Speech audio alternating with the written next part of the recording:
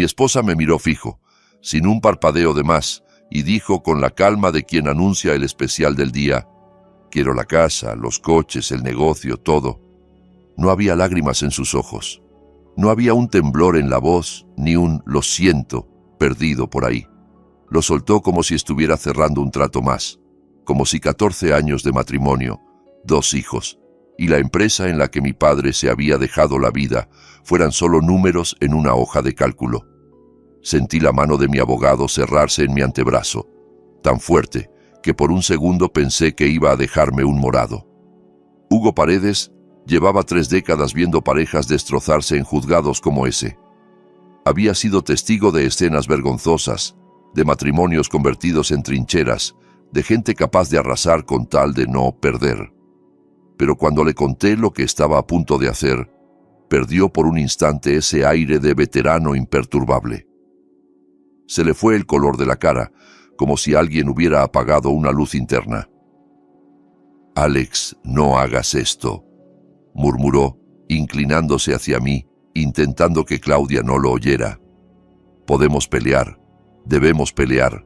Ella no tiene derecho ni a la mitad de lo que está pidiendo. Está pidiendo de más solo para negociar». Lo miré sin decir nada. Después levanté la vista hacia Claudia, sentada al otro lado de la mesa de juntas, junto a su abogada. Llevaba ese blazer claro que solo se ponía para ocasiones especiales, el cabello perfectamente alisado, los labios pintados en un tono que yo conocía porque una vez cruzamos media ciudad para encontrarlo. Y esa sonrisa soberbia, satisfecha, que me había parecido tan encantadora cuando la conocí y que ahora se me clavaba como una espina.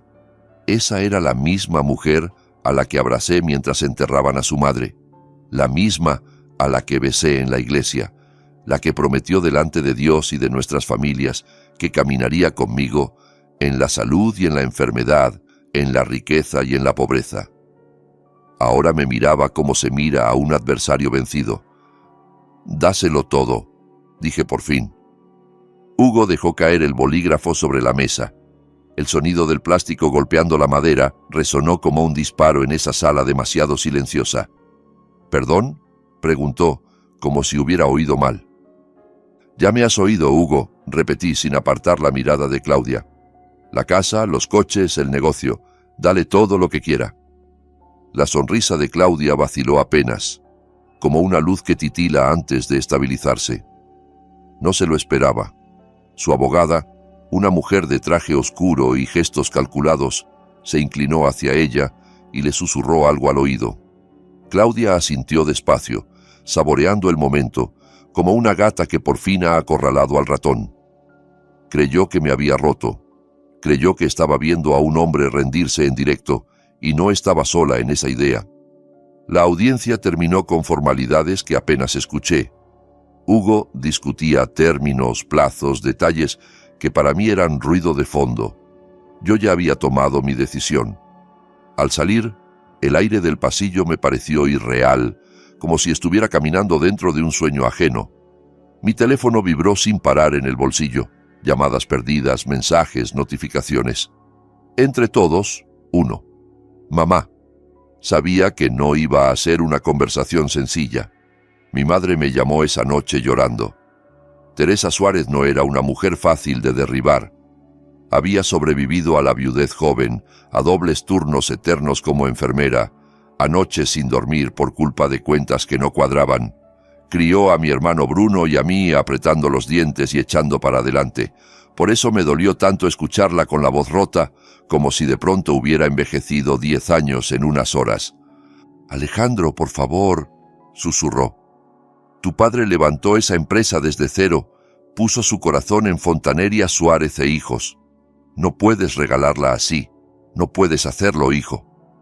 La imaginé con el delantal puesto, el teléfono atrapado entre el hombro y la oreja, secándose las manos en un trapo, caminando de un lado a otro de la cocina como hacía siempre que estaba nerviosa. «Mamá, necesito que confíes en mí». «¿Confiar en ti?», repitió con una mezcla de dolor y reproche. «Siempre he confiado en ti, pero ahora no estás pensando con claridad. Estás dolido, estás traicionado, estás cansado. No es momento para tomar decisiones grandes. Déjame llamar a Bruno. Déjanos ayudarte a pelear. No estoy enfadado, mamá. Mentí a medias. Ya no. Y te prometo que sé exactamente lo que estoy haciendo.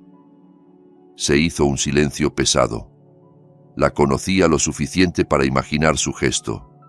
Ojos cerrados, la mano en la frente, la mandíbula apretada. Ese silencio de madre que siente que su hijo está al borde de un precipicio y no sabe si correr a sujetarlo o dejarlo saltar para que aprenda a volar solo. No te creo, dijo al final, con esa honestidad brutal que siempre había tenido. Pero eres mi hijo, y si decides tirarte al fuego, yo estaré cerca con un extintor, aunque no me hagas caso. Bruno apareció en mi departamento al día siguiente sin avisar.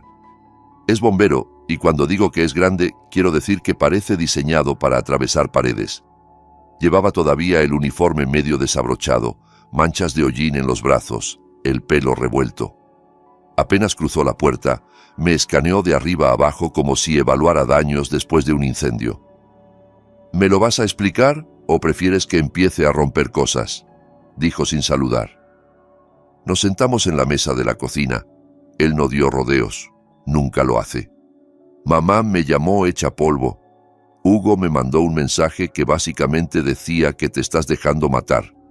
¿Me estás diciendo que vas a dejar que se marche con todo? La casa que te ayudamos a remodelar, la empresa que papá empezó en el garaje, los coches, todo. ¿Se lo vas a entregar así, sin pelear? Sí, respondí sosteniéndole la mirada. Me observó un segundo buscando alguna señal de que estaba bromeando. No la encontró. ¿Por qué?, preguntó más bajo, ya sin rabia, solo con una preocupación que no sabía disimular.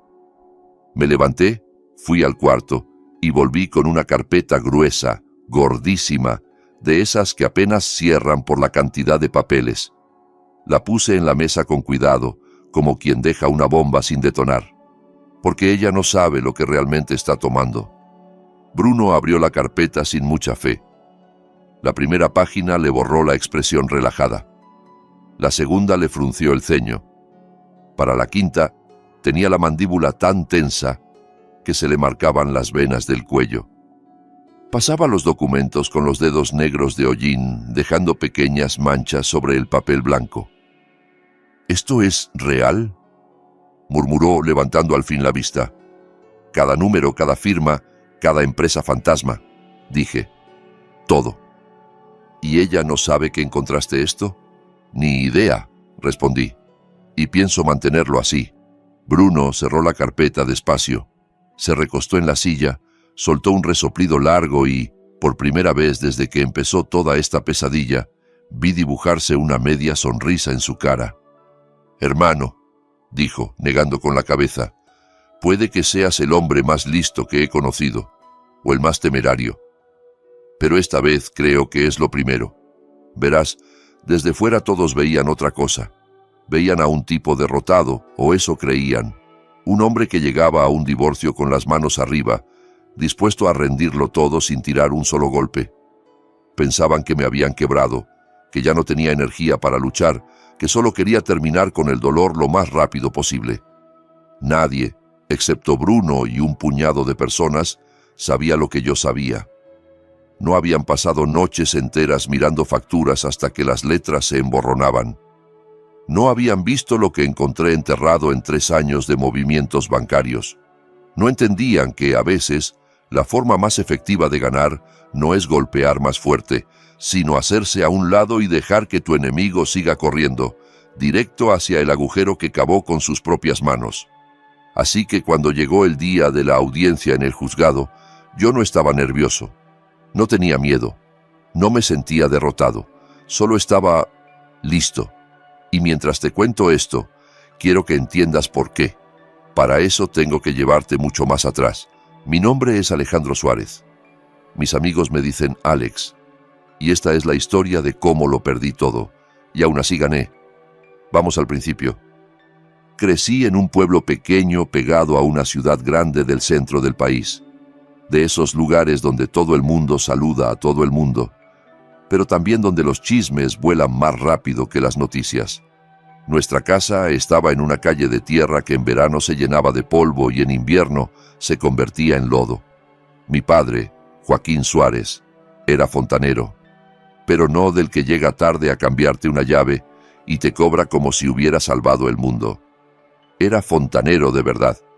Obras industriales, hospitales, escuelas, edificios enormes donde las tuberías son venas que nadie quiere ver, pero sin las cuales nada funciona. Fundó Fontanería Suárez e Hijos en 1987 en el garaje de casa.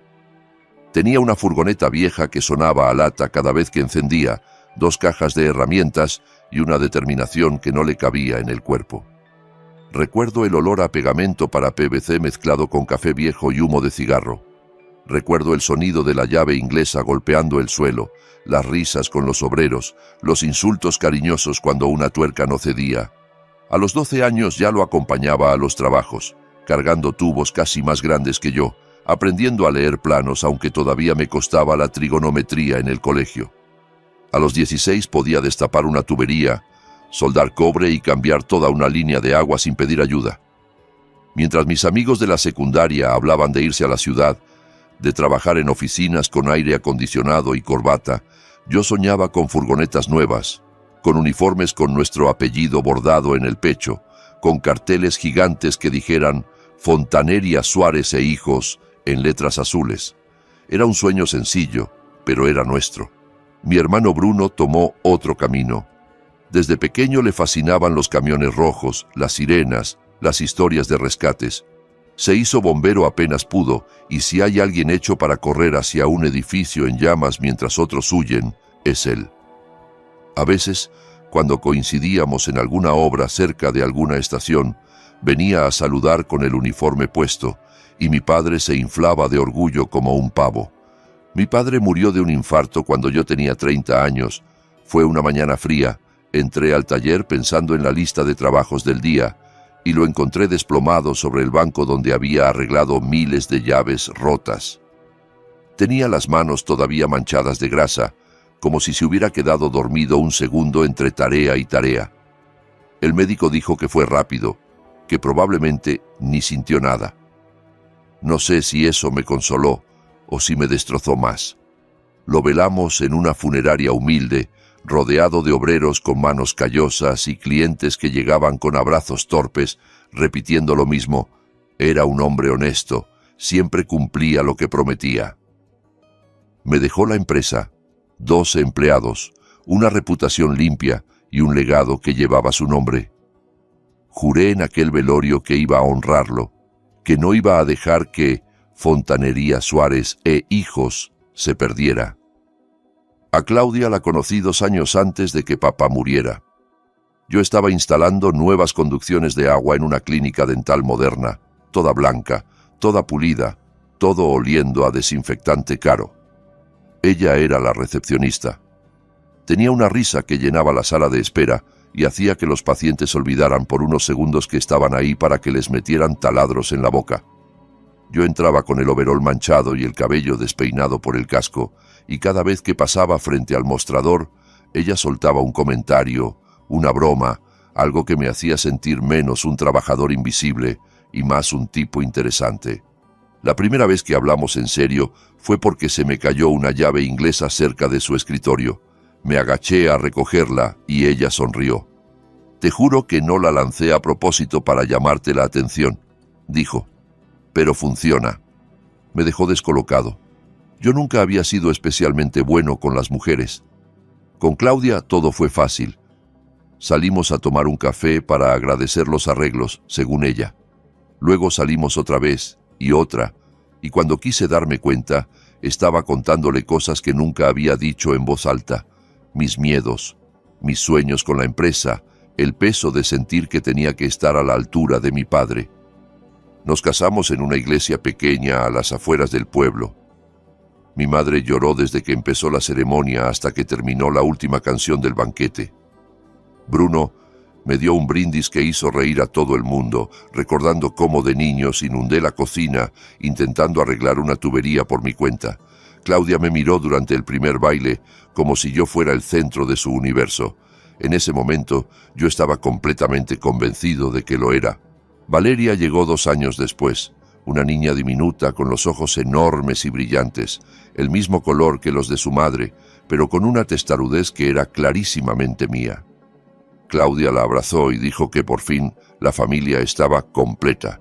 3 años más tarde nació Mateo, un torbellino con rizos y energía interminable que desarrolló una fijación temprana por las herramientas. Desde que supo caminar, me perseguía con un destornillador de juguete en la mano. Fueron años buenos, a veces durísimos pero buenos. Yo trabajaba 60, 70 horas a la semana. Salía antes de que los niños se despertaran y volvía cuando ya estaban en pijama. Pero los fines de semana eran sagrados. Asados en casa de mi madre, partidos de fútbol en el parque, Valeria pintando con Claudia en la mesa, mientras Mateo y yo jugábamos a arreglar un lavabo imaginario. La empresa crecía, furgonetas nuevas, contratos más grandes, empleados que podían pagar los estudios de sus hijos. No éramos ricos, pero las cuentas salían y la sensación de estar construyendo algo que merecía la pena me llenaba el pecho. Hacia el 10º año de matrimonio empezó el cambio. No fue como una explosión, fue como una gotera que va marcando la pared día a día hasta que un día descubres que todo el techo está arruinado. Al principio fueron detalles. Claudia dejó de preguntarme cómo me había ido el día. Empezó a suspirar frente al armario diciendo que no tenía nada decente que ponerse. Se quejaba de la casa que tanto habíamos reformado con nuestras manos. «Todo el mundo está avanzando, Alex», me dijo una noche, sin apartar la vista del móvil, deslizando fotos de redes sociales. «Mira a Carla, mira a Laura, vacaciones en Cancún, viajes a Europa, remodelaciones, nuevos coches, ¿y nosotros? Siempre en lo mismo». «No estamos estancados», respondí cansado. «Estamos construyendo algo sólido. No todo es subir fotos».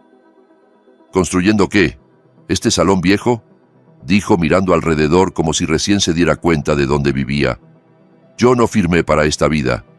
«Firmaste por mí», solté, más dolido que enfadado. No respondió. Se dio la vuelta y se fue al dormitorio, dejándome con la televisión encendida y un nudo en el estómago. Me repetí que era solo estrés, que criar a 2 niños cansa, que yo estaba ausente.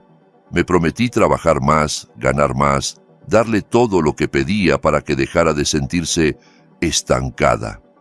Creí que el problema era el dinero. Resultado, empecé a desaparecer aún más de casa. Fue en esa época cuando contraté a Iván Orduña. La empresa empezaba a ser demasiado grande para el sistema de carpetas en un archivador que mi padre había usado toda la vida. Entre nóminas, impuestos, proveedores, me estaba ahogando. Un amigo contratista me dio su tarjeta. «Es un genio con los números, Alex», me dijo. «Te va a poner todo en orden. Y sobre todo es de confianza». Iván llegó a nuestra primera reunión con un traje impecable, un maletín caro y una sonrisa medida, de esas que parecen ensayadas frente al espejo. Hablaba de optimización de flujos de caja y estrategias de crecimiento, como si estuviera dando una conferencia. En 1 hora me hizo sentir que había llevado la empresa como un cavernícola, pero que con él podía dar el salto al siguiente nivel. Yo estaba agotado, quería confiar. Le entregué las llaves del reino, las cuentas bancarias, los contratos, los registros de años. Él me habló de digitalizar todo, de llevar la contabilidad al día, de profesionalizar el negocio. Y yo, que confiaba en la gente que se presentaba con una sonrisa y buenas referencias, le dejé hacer. Iván empezó a venir a la oficina cada semana, y luego cada 2 días, y luego casi a diario, y poco a poco empezó a aparecer también en mi casa. Primero fue una cena para agradecerle todo lo que estaba haciendo por la empresa. Luego fue que no cene solo, pobrecito, si ya está por la zona. Claudia lo recibía con entusiasmo, se reía de sus chistes, le servía vino, le preguntaba por sus viajes, por sus clientes, por las tendencias del mercado. Yo, cansado, los miraba desde el otro lado de la mesa, agradecido porque al menos alguien lograba sacarle una sonrisa. Mi madre fue la primera en decir en voz alta lo que yo me negaba a ver.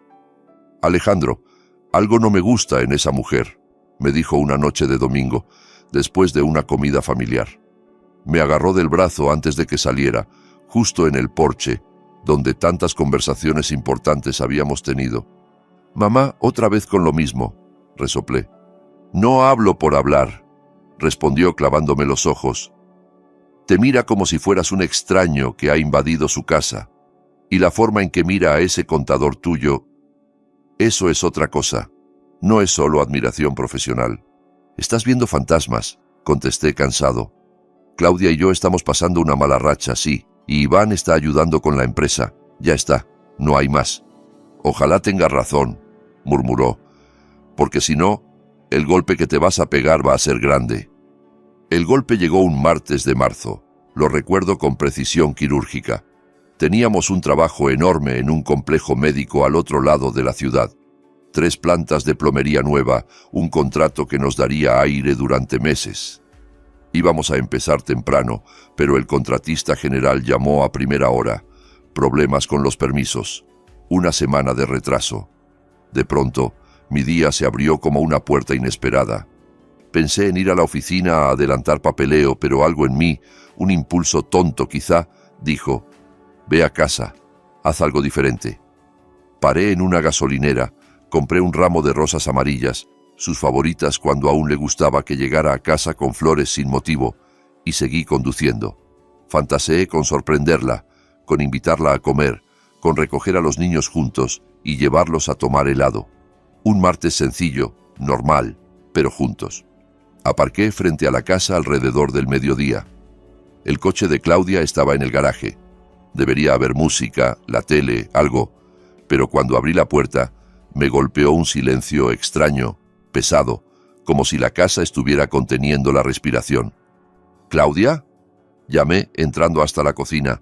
Nada. El salón estaba desordenado. Un cojín en el suelo, una taza a medio vaciar en la mesa de centro, la televisión apagada. Dejé las flores en la encimera y empecé a subir las escaleras. Fue entonces cuando escuché las voces. No eran risas. Eran susurros entrecortados, respiraciones aceleradas, un crujido de cama que reconocí al instante. El corazón me empezó a golpear en el pecho con tanta fuerza que pensé que me iba a dar algo. Una parte de mí ya lo sabía. Esa parte que había ignorado las miradas de reojo, las sonrisas privadas, los mensajes a deshoras.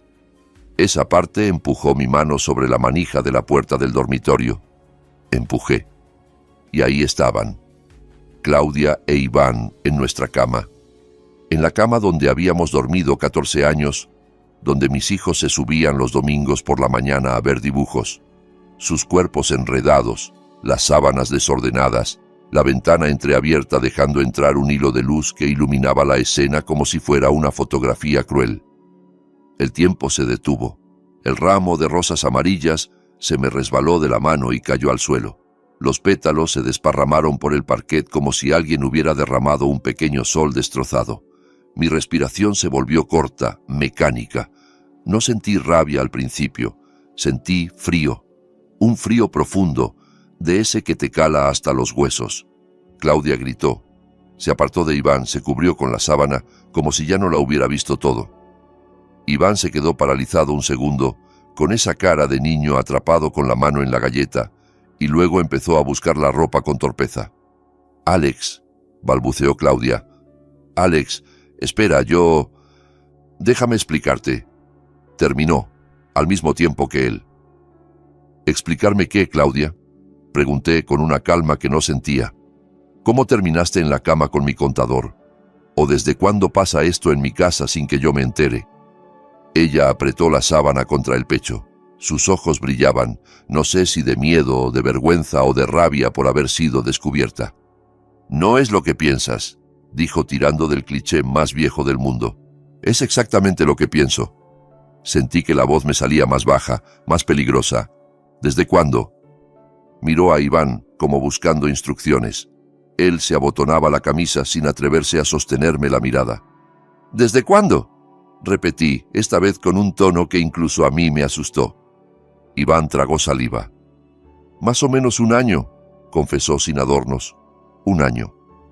12 meses de cenas compartidas, de apretones de mano por buenos resultados, de risas en mi mesa. 52 semanas de que entrara en mi casa, besara a mis hijos en la frente, me llamara amigo mientras se acostaba con mi esposa. 1 año, repetí. 12 meses de mentiras, cenas en mi mesa, bromas sobre el trabajo, brindis por los contratos, y todo este tiempo...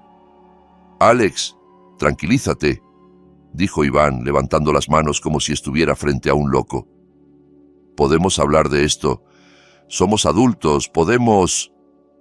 Me interpuse entre él y la puerta. No soy un hombre violento, nunca lo he sido. Pero en ese instante lo agarré por el cuello de la camisa y lo estampé contra la pared. Las fotos de familia en el pasillo temblaron. «Has comido en mi mesa, has usado mis herramientas, has tenido acceso a todo lo que tengo». Escupí, sintiendo por primera vez algo parecido a fuego quemando bajo ese hielo. «Y me pagas así». «Estás exagerando», murmuró, intentando desenganchar mis dedos. Lo solté antes de hacer algo de lo que me arrepintiera para siempre. Di un paso atrás.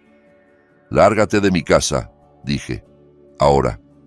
Si cuando vuelvas a mirar atrás sigues vivo, considérate afortunado». Iván recogió sus cosas sin mirarnos y se fue. El sonido de la puerta principal cerrándose resonó por toda la casa.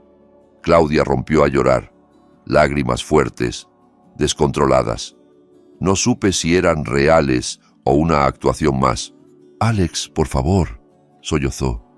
Me sentía sola. Tú nunca estás. Siempre estás trabajando, siempre estás cansado. Yo necesitaba sentirme deseada, viva, algo... «He trabajado 70 horas a la semana para darte todo lo que me pediste», respondí, sintiendo que algo se partía dentro. La casa, los coches, las vacaciones, las remodelaciones. Te di todo. ¿Y así me lo pagas? Quizás si estuvieras más presente, si no fuera siempre la empresa, replicó, con ese tono que convertía su traición en culpa mía. «Yo también tengo derecho a ser feliz». «Te he dado 14 años de mi vida, Claudia», susurré. Cada día, cada contrato, cada tubería, cada madrugada, era por nosotros. Se secó las lágrimas con rabia. Pues no fue suficiente. Esa frase me atravesó el pecho más que la escena que acababa de ver. Me di la vuelta y salí de la habitación. Bajé las escaleras como un autómata, recogí las llaves que estaban sobre la mesa, pasé junto al ramo destrozado sin mirarlo y subí al coche. Conduje sin rumbo hasta la casa de mi madre. Aparqué frente al porche, me senté en las escaleras y me quedé allí toda la noche, viendo cómo el cielo cambiaba de color con las horas, sin llorar, sin gritar, solo respirando, intentando ordenar un rompecabezas que de pronto tenía demasiadas piezas que no encajaban. Al amanecer, mi madre abrió la puerta. Me encontró sentado, con la misma ropa del día anterior, los ojos secos pero rojos. «Ya pasó, ¿verdad?», preguntó, sin necesidad de que yo dijera nada. Asentí. «Te lo dije», susurró, sentándose a mi lado. «Pero oírlo no es lo mismo que verlo». No contesté. Me dejó apoyar la cabeza en su hombro como cuando era niño y había tenido una pesadilla. El monstruo esta vez era real. 1 semana después, Claudia pidió el divorcio. No esperó, no intentó terapia, no hubo «hablemos». Solo llegó el papel, pero no solo quería irse, quería arrasar. La casa, los 2 vehículos, la custodia completa de Valeria y Mateo, y por si fuera poco, la empresa. Fontanería Suárez e Hijos, el legado de mi padre, mi proyecto de vida. Su abogada envió una propuesta de acuerdo que me revolvió el estómago. En esa hoja, Claudia se autodefinía como una socia no remunerada de la compañía, reclamando años de trabajo emocional y sacrificio doméstico como argumento para exigir la empresa completa. Hugo me llamó en cuanto leyó el documento. «Alex, esto es un atraco, no una propuesta», dijo indignado. «Esa mujer no tiene idea de lo que está haciendo, pero no vamos a dejar que te quite la empresa. Tenemos base legal para tumbar la mitad de estas exigencias. Vamos a pelear», respondí de inmediato. En ese momento, mi impulso era ese: guerra. Pero esa noche, mientras me quedaba solo en la oficina, algo no me cuadraba. Había demasiadas cosas raras en las cuentas de los últimos años. Pequeños retrasos, explicaciones vagas de Iván, comentarios de ajustes que yo había aceptado sin cuestionar. Abrí el armario metálico donde guardábamos los registros. Sacar las carpetas fue casi un acto ritual. Extendí todo sobre el viejo banco de trabajo de mi padre y empecé a revisar, hoja por hoja. A medianoche encontré la primera factura que no tenía sentido. Un proveedor que yo no recordaba haber visto nunca en obra, una cantidad alta por materiales especiales que nadie mencionó en ese proyecto. Seguí tirando del hilo. A las 2 de la mañana ya tenía una pila de facturas sospechosas a un lado. Al amanecer, el banco de trabajo estaba dividido en 2 montañas, la de la vida real y la del engaño. Casi $400,000 en transacciones fraudulentas. Empresas fantasma, proveedores inexistentes, pagos firmados a personas que no tenían nada que ver con nosotros. Y en la mitad de esos cheques, en tinta negra, clara, la firma de mi esposa. Claudia no solo me estaba engañando en la cama, me estaba saqueando el negocio. Y no de forma impulsiva, no un arrebato. Era un plan, una estructura, un sistema. Mi primer impulso fue agarrar la carpeta, manejar hasta la casa y tirarle los papeles en la cara, o llamar a la policía, dejar que se la llevaran esposada frente a todo el vecindario. Me imaginé esa escena y sentí un chispazo de satisfacción venenosa, pero también algo más, el miedo a que se me escapara entre los dedos. Claudia era manipuladora, no tonta, manipuladora. Si la ponía en alerta, culparía a Iván, destruiría pruebas, reescribiría la historia hasta presentarse como la esposa ignorada que firmaba lo que le daba su contador de confianza. Necesitaba otro enfoque, uno más frío, uno a la altura del daño.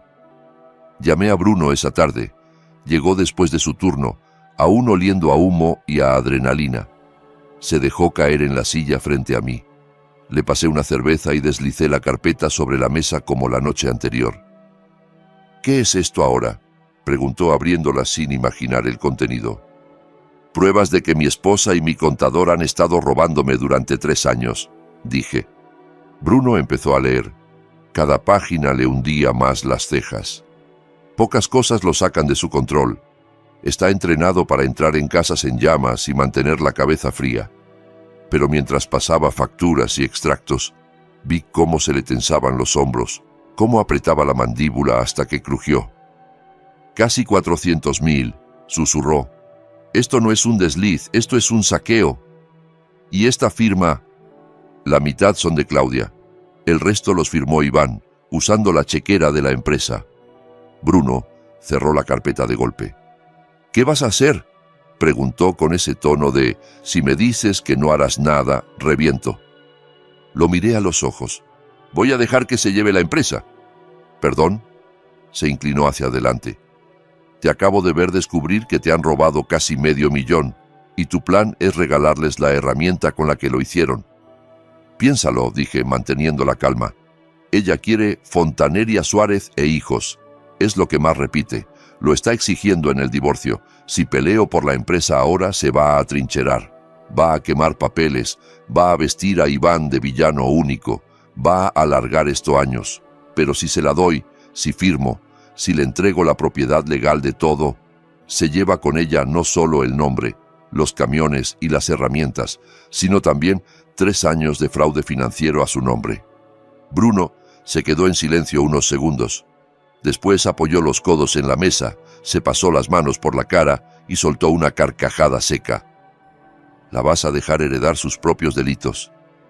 Exacto.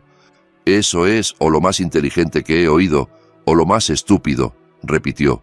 Pero conociéndote, ya lo estás pensando bien. ¿Qué necesitas? Un perito contable, respondí. Alguien que pueda documentar todo esto para que ningún abogado carísimo pueda desmontarlo. Un caso tan sólido que la Fiscalía Federal no tenga que pensárselo 2 veces. ¿Federal?, repitió. alzando las cejas. Esto no es solo robo, es fraude electrónico, evasión de impuestos. Las transferencias cruzan bancos, estados. No es un tema local. Esto es penal. Esto es grande. Bruno terminó la cerveza de un trago. Conozco a alguien, dijo. Trabaja con nosotros cuando hay incendios provocados, investiga seguros, fraudes. Está conectado con gente que se dedica justo a esto. Déjame hacer unas llamadas. 3 días después estaba sentado en una pequeña sala de reuniones frente a un hombre llamado Daniel Rivas. Pasaría desapercibido en cualquier lugar. Camisa sencilla, gafas de lectura colgando del cuello, un montón de blocs amarillos llenos de notas. Nada en él gritaba «tiburón de las finanzas», pero Bruno me había dicho que era el mejor rastreando dinero sucio. Le entregué todo. Facturas, extractos, cheques cancelados, notas escritas a mano, correos impresos. Daniel escuchó mi historia sin interrumpirme, tomando apuntes rápidos. Cada tanto hacía una pregunta muy precisa sobre fechas, cuentas concretas, firmas.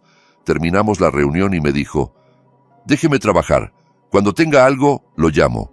Fueron 2 semanas largas. Mientras tanto, las reuniones de mediación continuaban.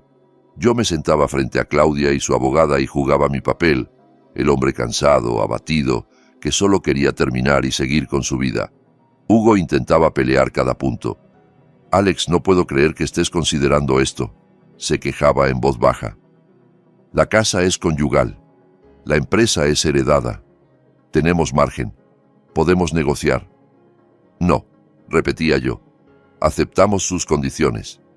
«¿La casa?», insistía, casi suplicando. «Dásela». «¿Los coches?». «Dáselos». «¿La empresa que construyó tu padre?». «Toda». Hugo tiró el bolígrafo sobre la mesa. 30 años en esto y nunca he visto a nadie tan empeñado en enterrarse vivo», bufó. «No me estoy destruyendo, Hugo», dije, sin dejar de mirar a Claudia, que sonreía con la seguridad de quien cree que ya ha ganado. «Solo estoy terminando una instalación que empezó hace tiempo. Falta ver por dónde revientan las tuberías». Días después, Daniel me llamó a su despacho. Tenía la carpeta que le había entregado, ahora engordada con sus informes, gráficas y cronologías. «Señor Suárez», empezó sin rodeos, «aquí hay un caso muy claro de malversación y fraude. No estamos hablando de errores o descuidos. Es un esquema sistemático, diseñado y sostenido durante al menos 36 meses. 2 personas participan de forma recurrente. Su contador, Iván Orduña, y su esposa, Claudia Suárez. Sentí algo parecido a un alivio torcido. Verlo en blanco y negro dolía, pero también validaba lo que había sentido. «¿Qué opciones tengo?», pregunté. «En teoría puede limitarse a la vía civil, demandar por daños y perjuicios», respondió. «Pero por la magnitud, la recomendación profesional es llevar este caso a las autoridades federales. Hablamos de fraude electrónico, evasión fiscal, posible conspiración. Son delitos serios. ¿Qué pasa si ella se queda con la empresa antes de que todo esto estalle?», quise saber. Por primera vez, Daniel sonrió. «Entonces se convierte formalmente en la responsable legal de todo lo que haya hecho esa empresa.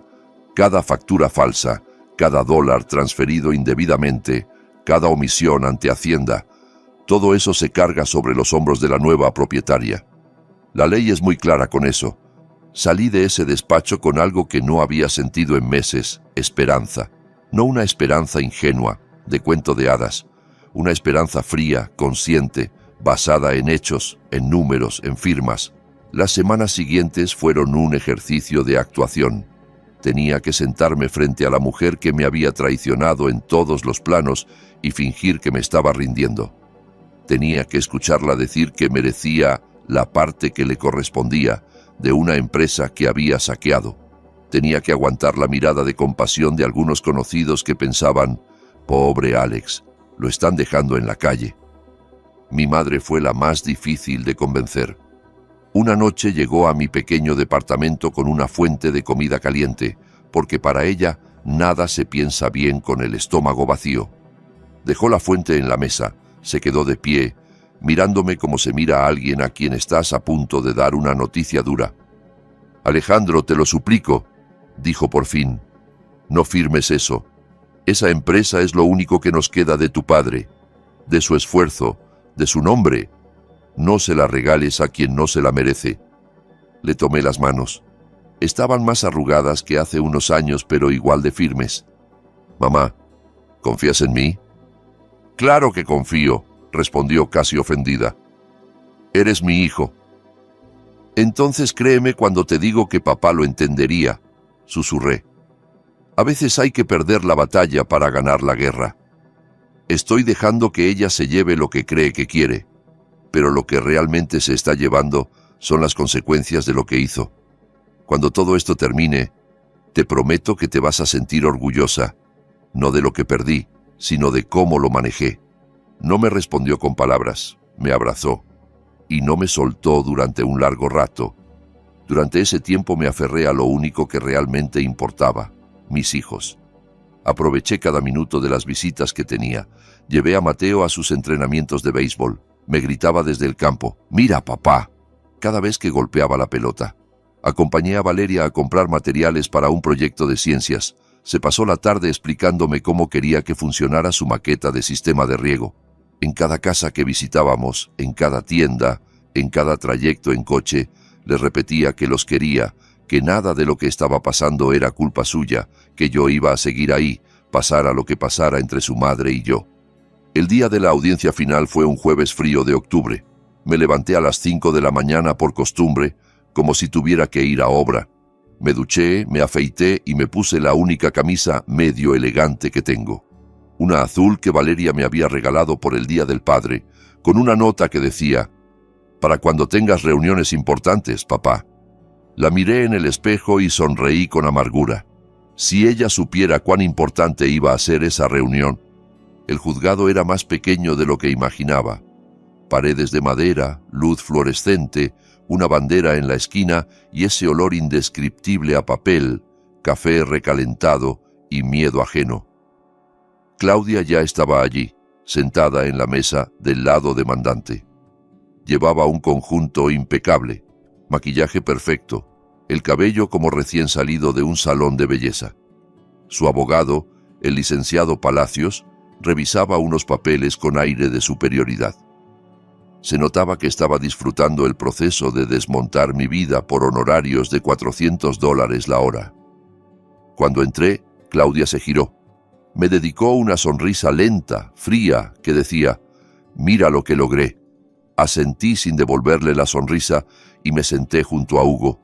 Él tenía cara de haber dormido mal. «Última oportunidad, Alex», murmuró. «Aún puedo objetar el acuerdo. Puedo pedir más tiempo, puedo...» «No», lo interrumpí. «Seguimos con el plan». «¿Qué plan?», preguntó exasperado. «Desde donde yo lo veo, solo estás entregando tu vida en bandeja». «Confía», repetí, sabiendo que era una palabra difícil en ese momento. La jueza Herrera entró a la sala. Mujer de unos 60 años, cabello canoso recogido, ojos afilados que parecían verlo todo. Para ella, nuestro caso era una carpeta más entre muchas. Empezó a leer los términos del acuerdo con tono neutro. La casa de tal dirección, transferida a nombre de Claudia Suárez. La camioneta y el coche familiar, transferidos a Claudia Suárez. La propiedad completa de Fontanería Suárez e Hijos, incluyendo todos los activos, contratos, equipos y cuentas financieras, transferidos a Claudia Suárez. Pausó un segundo y añadió, con la formalidad de la ley, todos los activos y pasivos de la empresa. Esas últimas palabras, activos y pasivos, se quedaron flotando en el aire como humo. «Señor Suárez», me miró, «¿entiende y acepta estos términos?» «Sí, su señoría», respondí. «¿Lo hace libre y voluntariamente, sin coacción?» «Sí, su señoría». Hugo se removió en su asiento. Podía sentir su frustración al lado, casi como calor. La jueza deslizó los documentos hacia nosotros. «Muy bien, firme donde se indica». Me levanté, caminé hasta el estrado, tomé la pluma. Claudia me observaba con un brillo de satisfacción. Para ella, cada firma era una medalla. Firmé en cada página, con letra clara. Cuando terminé, Alcé la vista y la miré un momento. Ella ya se inclinaba hacia su abogado, seguramente imaginando los muebles nuevos, los viajes, el cambio de imagen de la empresa a su gusto. Volví a mi asiento. La jueza estaba a punto de cerrar la sesión cuando las puertas del juzgado se abrieron. Entraron dos hombres de traje oscuro. No parecían abogados, tampoco periodistas. Traían esa postura recta y esas credenciales colgando del cinturón que te dicen de inmediato quiénes son, aunque no quieras saberlo. Uno de ellos caminó directo hacia la mesa de la parte demandante. Sin una palabra, le entregó un sobre manila al licenciado Palacios.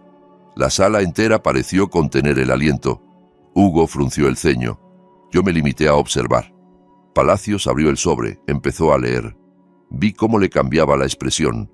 La seguridad se le escurrió de la cara, como agua filtrándose por una grieta. Se puso pálido. Las manos le temblaron ligeramente.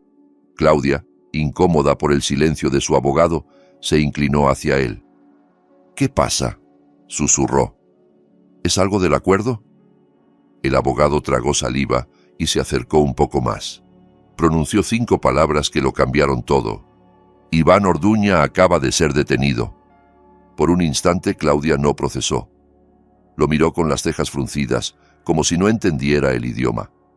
Luego le arrebató el documento de las manos.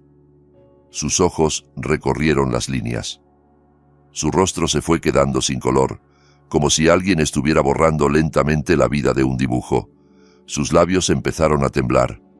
En el encabezado del documento, en letras formales e impersonales, aparecían cargos: fraude electrónico, malversación de fondos, evasión fiscal, conspiración para cometer delitos financieros. Debajo, 2 nombres: Iván Orduña y Claudia Suárez. La silla de Claudia se cayó hacia atrás cuando se levantó de golpe. «No, no, esto no está bien», dijo la voz subiéndole de tono. «Tiene que haber un error». La jueza golpeó el mazo. «Señora Suárez, mantenga la compostura». «Yo no hice nada», balbuceó. «Todo era cosa de Iván. Él manejaba el dinero. Él hacía las facturas. Yo solo firmaba lo que él me decía». El agente que había entregado el sobre dio un paso adelante. Su voz fue firme, casi rutinaria. «Señora, tiene derecho a guardar silencio. Todo lo que diga puede y será usado en su contra en un tribunal de justicia». Claudia se giró hacia mí como si recién se acordara de que yo estaba ahí. La mujer impecable, controladora, la que sonreía triunfante en mediación, desapareció. Delante de mí había alguien con el rímel corriendo por las mejillas, el pelo fuera de lugar, las manos temblando. «Fuiste tú», escupió. «Tú hiciste esto. Tú sabías todo el tiempo. Me tendiste una trampa. Me diste la empresa porque sabías que estaba envenenada. Me dejaste quedarme con ella para que yo cargara con la culpa. Lo planeaste todo». La jueza golpeó de nuevo. «¡Orden en la sala!», advirtió. Claudia ya no escuchaba. Intentó dar un paso hacia mí, pero el alguacil se interpuso. «Te voy a destruir, Alejandro», gritó, mientras el agente empezaba a leerle sus derechos. «Te juro por Dios que te voy a destruir por esto». Me levanté despacio, no me acerqué, no levanté la voz, solo la miré a los ojos y dije: «Ya lo intentaste, Claudia. Llevas años intentándolo. Pero hay algo que aprendí viendo a mi padre. Si construyes sobre tuberías podridas, tarde o temprano revientan. Lo único que hice fue dejar que la presión llegara donde tenía que llegar». El alguacil la sujetó y la guió hacia la salida. Aún gritaba mi nombre como si fuera una maldición cuando las puertas se cerraron de golpe. El silencio que quedó atrás fue pesado, pero distinto. No era el silencio de la derrota, era el silencio después de una tormenta, cuando el aire queda raro, pero limpio. Hugo se dejó caer en la silla junto a mí. Me miró con incredulidad. «Lo sabías», dijo. Asentí. «¿Desde cuándo?» «Desde que encontré la primera factura falsa», respondí. Daniel documentó todo. La autoridad fiscal abrió una investigación. Esperaron al momento justo para actuar. Hugo se frotó la cara con las manos. 30 años en esto, y nunca había visto algo igual. Me miró, casi divertido. «Me has hecho parecer un aficionado». Me encogí de hombros. «Solo hice lo mismo que hago con una instalación complicada», respondí. «Encontrar la fuga, seguir el rastro, cerrar la llave y dejar que la presión haga el resto». Salimos del juzgado juntos. Afuera, el sol brillaba. Puede sonar cursi, pero fue la primera vez en mucho tiempo que me di cuenta de que el cielo seguía ahí, azul, indiferente a mis dramas. Inspiré hondo, dejé que el aire fresco me llenara los pulmones. Sentí el peso de lo perdido, sí, pero también el alivio de algo que, por fin, había salido a la luz. Han pasado 6 meses desde aquel día. Iván Orduña se declaró culpable de varios cargos de fraude electrónico y malversación. Sus abogados intentaron negociar, culpar a Claudia, culpar a la falta de supervisión de la empresa, pero las pruebas eran claras. Lo sentenciaron a 18 meses en un centro federal de readaptación. Su licencia profesional, sí, descubrí que antes había sido algo más que un simple contador, fue revocada. El hombre que se sentaba en mi mesa, que me daba palmaditas en la espalda, que hablaba de maximizar beneficios mientras metía la mano en mi bolsillo, ahora mira paredes de concreto la mayor parte del día. El caso de Claudia fue más largo. Contrató a un abogado caro, luego a otro más barato, cuando el dinero empezó a escasear. Intentó de todo, que la habían manipulado, que no entendía lo que firmaba, que Iván la obligó, que ella solo era una ama de casa ingenua. El problema es que los correos decían otra cosa. Las transferencias a cuentas vinculadas a familiares suyos decían otra cosa. Las llamadas, los mensajes, los documentos que Daniel había rastreado, todo decía otra cosa. Al final, la fiscalía le ofreció un acuerdo, considerando que tenía 2 hijos menores y que no tenía antecedentes. 3 años de libertad condicional, 200 horas de servicio comunitario y la obligación de restituir el dinero robado. Para pagar esa restitución, tuvo que liquidar exactamente aquello por lo que peleó con tanto empeño. La casa entró en ejecución hipotecaria porque ya no podía con la hipoteca. Los coches fueron embargados. Fontanería Suárez e Hijos fue disuelta, sus contratos cancelados, sus herramientas y furgonetas subastadas para cubrir parte del agujero. Lo perdió todo. No porque yo se lo quitara con mis manos, sino porque lo que sembró la arrastró hasta ahí. Sería mentira decir que no sentí justicia, incluso un punto de satisfacción, al ver cómo el castillo de cartas que había construido se derrumbaba. Después de todo lo que hizo, de cada noche que pasé creyendo que era yo el culpable, hubo una parte de mí que disfrutó verla enfrentarse a las consecuencias. Pero esa sensación duró menos de lo que imaginaba. Fue un fuego rápido. La venganza, al final, es como beber veneno esperando que el otro se muera. Te consume por dentro si te aferras demasiado a ella.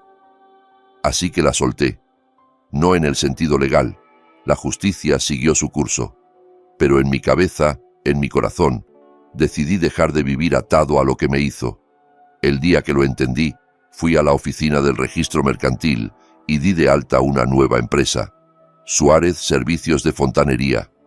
Cine Hijos, porque mis hijos tenían derecho a decidir cuando fueran mayores si querían entrar o no en el negocio. Un local pequeño, un taller humilde, mis herramientas básicas y mi nombre. Todo limpio desde cero. No esperaba que nadie se viniera conmigo. Pero una mañana, mientras acomodaba cajas, Daniel Flores, mi viejo jefe de instalación, apareció en la puerta con una caja de cerveza en la mano. «Me dijeron que estabas contratando, jefe», dijo, como si nunca se hubiera ido. «El sueldo va a ser más bajo al principio», le advertí. «Vamos justos, no sé cuánto trabajo va a entrar». Daniel se encogió de hombros. «Prefiero trabajar para un buen hombre ganando menos que para un cabrón ganando más», respondió. «Y todos sabemos quién es quién». Detrás de él fueron llegando los demás, uno a uno. Algunos con sus cajas de herramientas, otros solo con las manos en los bolsillos, pero la decisión tomada. La reputación de mi padre y la mía había pesado más que cualquier nombre en un papel. El primer contrato llegó 2 semanas después. Un contratista general, Ricardo Báez, me llamó. Nos conocíamos de obras anteriores. «Alex, me enteré de lo que pasó», me dijo. «No las versiones distorsionadas, la verdad. He visto hombres pasar por divorcios y líos legales y salir hechos polvo, amargados, dispuestos a cualquier cosa. Tú hiciste algo distinto. Aceptaste perder lo que no podías salvar para proteger lo que sí podías. Eso dice mucho de ti. Quiero que estés en mis proyectos». Esa obra trajo otra, y luego otra. La voz corrió. Los proveedores con los que había trabajado años me ofrecieron condiciones especiales para ayudarme a empezar. En 4 meses, Suárez Servicios de Fontanería tenía más trabajo del que yo solo podía manejar. Contraté a 2 personas nuevas, compré una segunda furgoneta usada, pero que sonaba a futuro. El día que mi madre vio el nuevo taller, se quedó en la puerta en silencio. Miró el letrero que había colgado. Suárez Servicios de Fontanería. Honestidad, trabajo duro y soluciones reales. Se llevó una mano al pecho. Los ojos se le llenaron de lágrimas. «Tu padre estaría orgulloso, Alejandro», susurró. «Eso espero, mamá», respondí. «Lo sé», dijo sin dudar. «Hiciste lo que él siempre te enseñó. No era nunca te van a fallar, porque sabía que el mundo no funciona así. Lo que te repetía era, sé honesto, ten paciencia y deja que la verdad haga el trabajo pesado». Eso es exactamente lo que hiciste. Bruno viene todos los domingos ahora. Nos sentamos en el porche de mi madre, abrimos unas cervezas y vemos el cielo oscurecer. A veces hablamos de cosas banales, a veces no hablamos de nada, solo estamos. Y ese estar se siente como hogar. El tema de la custodia tardó un poco más en resolverse. Al principio, como parte del divorcio, Claudia había obtenido más tiempo con los niños. Pero cuando estalló su caso, el tribunal revisó las condiciones. No querían separar a los niños de su madre, y yo tampoco quería eso. Pero tampoco podían ignorar todo lo ocurrido. Al final, llegamos a un acuerdo. Custodia compartida. 1 semana conmigo, 1 con ella. Vacaciones repartidas, veranos equilibrados. ¿Perfecto? No. ¿Razonable? Sí. Valeria, con su madurez precoz, fue la primera en poner en palabras lo que flotaba en el aire. «Papá», me dijo una noche mientras lavábamos juntos los platos, «¿tú odias a mamá?». La pregunta me cayó como un balde de agua fría. Apagué el grifo, me sequé las manos y la miré. Tenía 12 años ya, la misma edad que yo cuando empecé a ir a obra con mi padre. No era una niña. Merecía una respuesta honesta. «No, princesa», dije al final. «No la odio». «Pero te hizo mucho daño», insistió. «Sí», admití. «Me hizo mucho daño. Y también a ustedes. Tomó decisiones muy equivocadas, hirió a mucha gente, incluso a ella misma. Pero el odio pesa demasiado. Es como cargar una piedra enorme en la espalda todo el tiempo. Te impide moverte, te impide seguir adelante. Yo no quiero vivir así. Lo único que puedo controlar es cómo sigo con mi vida. Y yo elijo seguir con amor por ti, por tu hermano, por la abuela, por la gente que sí está aquí para bien». Valeria se me quedó mirando un segundo y luego me abrazó. Apoyó la cabeza en mi pecho. Y tal vez, por primera vez desde todo aquello, la sentí relajarse de verdad entre mis brazos. Mateo procesa las cosas de otra forma. Es más pequeño. Para él, lo importante es saber con quién duerme cada semana, quién lo lleva al entrenamiento, quién lo recoge después del colegio. Una vez, saliendo de un partido de béisbol en el que hizo una jugada espectacular, se subió al coche, tiró la gorra al asiento y me preguntó, «Papá, ¿tú siempre vas a venir a mis partidos?». «Siempre», le respondí sin pensarlo. «Si alguna vez no puedo venir, va a ser porque de verdad pasó algo muy grande, pero mientras pueda, estaré». Sonrió, como si esa promesa fuera suficiente para sostener el mundo, y entendí que, para él, lo era. Mirando atrás, entre tuberías rotas, firmas falsificadas y corazones partidos, aprendí algo que vale más que cualquier empresa. La fuerza no se mide solo en cuántas peleas estás dispuesto a dar. A veces, ser fuerte es saber qué batallas no tienen sentido, cuáles solo te van a dejar vacío, y tener el valor de soltar. Es confiar en que la verdad, aunque tarde, tiene una manera muy particular de abrirse camino. Es proteger tu paz, tu integridad y a las personas que realmente importan, incluso cuando el mundo entero te aplaudiría si decidieras quemarlo todo. Mi esposa lo quiso todo. Y yo, literalmente, se lo di todo. Cada activo, cada coche, cada ladrillo de la casa, cada contrato, cada dólar robado, cada consecuencia que ella misma había sembrado. Ella pensó que se estaba llevando mi futuro, pero lo único que se llevó fue la factura de sus propias decisiones. Yo sigo aquí, sigo con mis herramientas, con mi nuevo taller, con mi madre, con mi hermano, con mis hijos, con mi nombre limpio, porque hay cosas que no se pueden robar: el carácter, la integridad, el amor de tus hijos, el respeto de la gente buena que te ha visto sudar y levantarte. Esas cosas no se compran, no se heredan, no se falsifican con una firma. Se ganan día a día, con cada decisión. Si estás pasando por algo duro ahora mismo, si alguien te traicionó, si rompieron tu confianza o te hicieron creer que te dejaron sin nada, quiero que escuches bien esto que te voy a decir. No has perdido. Todavía no. En realidad, mientras tú sigas siendo fiel a quien eres, mientras no vendas tus valores por un poco de paz rápida, no has perdido. Puede que te quiten cosas, puede que te quiten gente, puede que la vida te deje con las manos vacías por un tiempo, pero si sigues caminando con honestidad, con paciencia, con la cabeza en alto, vas a encontrar la salida. La tormenta no dura para siempre, pero la persona en la que te conviertes mientras la atraviesas, esa sí se queda contigo para toda la vida.